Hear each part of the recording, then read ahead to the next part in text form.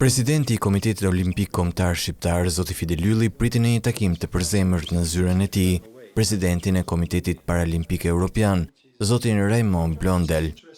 Pas një turi ballkanik, zoti Blondel kishte shprehur dëshirën për të parë nga afër punën që është bërë në Komitetin Olimpik Shqiptar dhe të njihej personalisht me presidentin Fidel Ylli.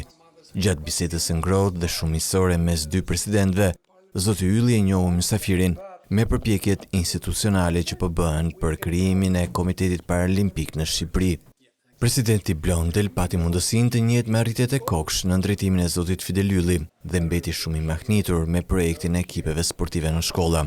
Vëmendjen që po jepet përfshirjes së fëmijëve dhe të rinjve në sport, ndërsa vlerësoi maksimalisht edhe punën e jashtëzakonshme që koksh po bën përmes strukturave të veta për promovimin e sportistëve elitar dhe të gjithë lëvizjes olimpike në Shqipëri.